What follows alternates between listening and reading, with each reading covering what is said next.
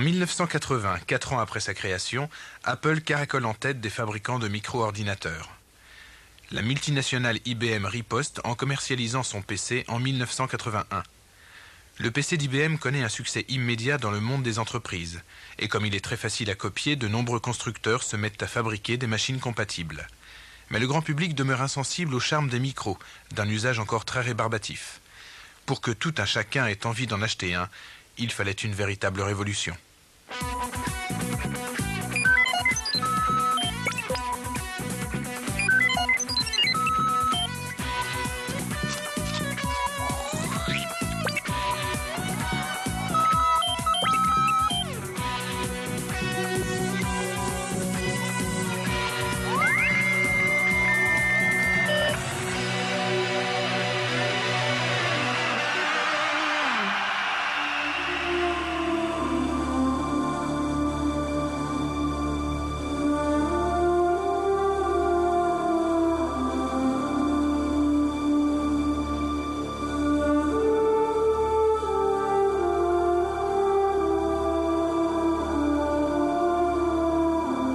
Nous sommes le 24 août 1995. Dans la banlieue de Seattle a lieu une grand-messe à la gloire du dieu logiciel. C'est le lancement de produit le plus grandiose de toute l'histoire de la micro-informatique. Le lancement de Windows 95.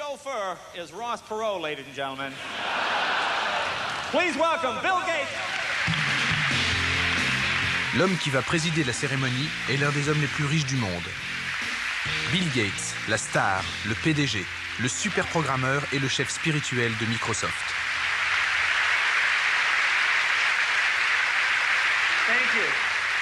Thank you, Jake. Avec Windows 95, cet homme vient de franchir une étape de plus vers la concrétisation de son rêve. Voir tous les micro-ordinateurs du monde utiliser les logiciels Microsoft.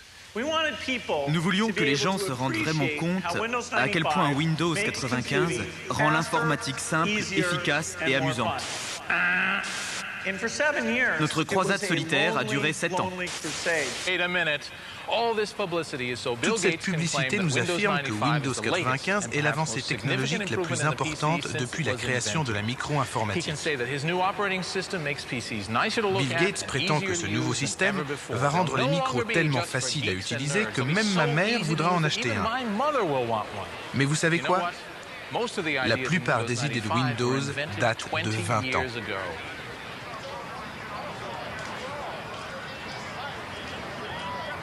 Cette grande foire du logiciel célèbre l'aboutissement d'un long périple.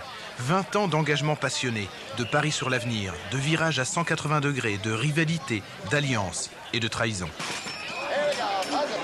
Cette fête couronne la stratégie commerciale de Bill Gates. En 2 mots, on n'a pas besoin pour réussir d'innover ou d'être le meilleur, à condition de posséder une diabolique habileté à tirer parti des occasions qui se présentent. Et la façon dont Microsoft a su s'approprier le concept d'interface graphique serait digne de figurer dans un manuel.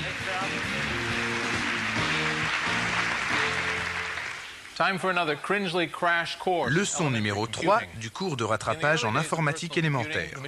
Les premiers micro-ordinateurs étaient d'un usage difficile, en partie parce qu'ils étaient archaïques et en partie parce que les informaticiens ont tendance à préférer la difficulté. Voilà un PC IBM de 1983 où j'ai tapé une lettre à mon banquier lui demandant de m'aider à devenir riche vite. Maintenant, je veux classer cette lettre. Attention, après il y aura un test. Je dois taper copy, C, 2 points, anti-slash, riche vite, point, doc, espace, A, 2 points, anti-slash, demande, et entrée. Pas évident. Voici un autre PC tout récent qui est équipé de Windows. On va faire exactement la même chose. Voilà mon document richevite.doc.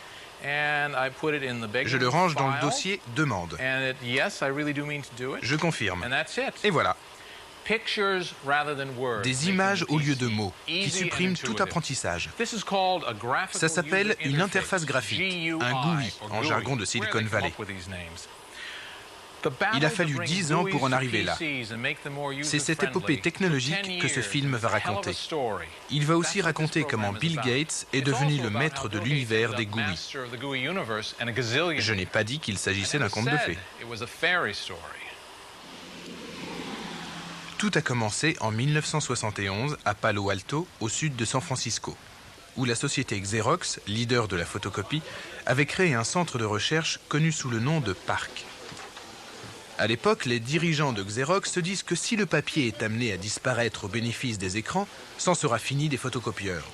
Pour assurer l'avenir de Xerox, ils engagent une équipe d'informaticiens et leur demandent d'inventer le bureau électronique du futur. Nous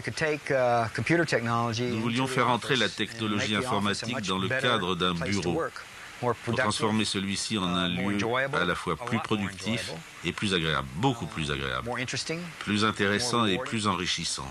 C'est là-dessus qu'on a travaillé. Le directeur du labo, Bob Taylor, instaure une méthode de travail originale privilégiant les débats d'idées. Toutes les salles de réunion sont meublées avec des poufs, un aménagement visant à stimuler l'activité cérébrale. On disait alors que sur les 100 meilleurs informaticiens du monde, au moins 58 travaillaient au parc. En réalité, l'effectif du labo n'a jamais dépassé 50 personnes. Mais 50 génies travaillant de concert sont capables d'inventions phénoménales, surtout quand on leur donne toute latitude pour se plonger dans la recherche fondamentale, en leur fournissant des ressources illimitées et sans les soumettre à des contraintes de fabrication et de commercialisation. Au parc, on baignait dans une atmosphère électrique, une totale liberté intellectuelle. Il n'y avait pas d'idées reçues. On avait le droit de tout remettre en question et on ne s'en privait pas. Les dirigeants nous ont dit « Allez-y, créez le monde de demain. Nous n'y comprenons rien.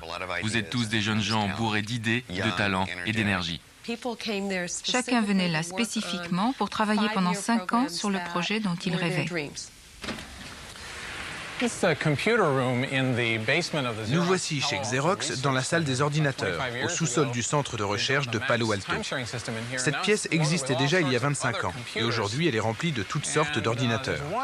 Parmi eux, il y en a un que je tiens à vous montrer. Le voilà.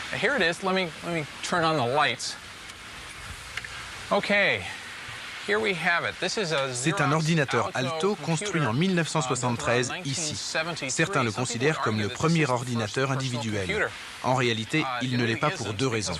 Il n'a jamais été commercialisé et rien que ses composants coûtaient environ $10 000. Mais il contient tous les éléments d'un micro moderne. Sans lui, nous n'aurions ni les Macintosh, ni Windows, ni beaucoup d'autres choses dont pourtant aucune ne porte aujourd'hui l'étiquette Xerox.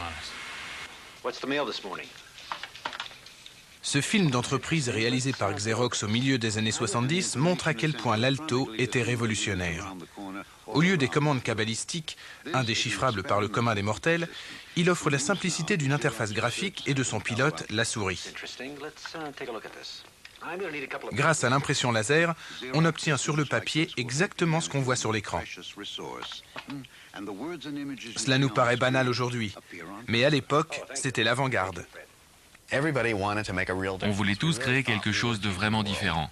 On pensait qu'on allait changer le monde et que quand nos travaux aboutiraient, la micro-informatique allait exploser comme on l'avait prévu et prendre tout le monde au dépourvu. Mais les brillants chercheurs du parc n'ont jamais pu convaincre les patrons de Xerox du réalisme de leur vision. Au siège de New York, personne n'a eu assez d'imagination pour exploiter cette technologie révolutionnaire. Dans l'entreprise, personne n'était préparé à accepter nos idées. Il y avait un énorme décalage entre la direction et les chercheurs. Les dirigeants n'avaient jamais tenté d'imaginer le bureau de demain. Leur cerveau ne parvenait pas à transformer les idées qu'on leur présentait en objets réels. C'était très frustrant de parler à des gens qui ne comprenaient pas notre vision de l'avenir. Une vision qu'on élaborait jour après jour à Palo Alto, sans personne pour la recevoir à l'arrivée. Cependant, à quelques kilomètres de Palo Alto, un homme est prêt à embrasser la vision des chercheurs du parc. L'homme le plus dangereux de Silicon Valley a ses bureaux dans cet immeuble. On l'aime et on le déteste, souvent les deux à la fois.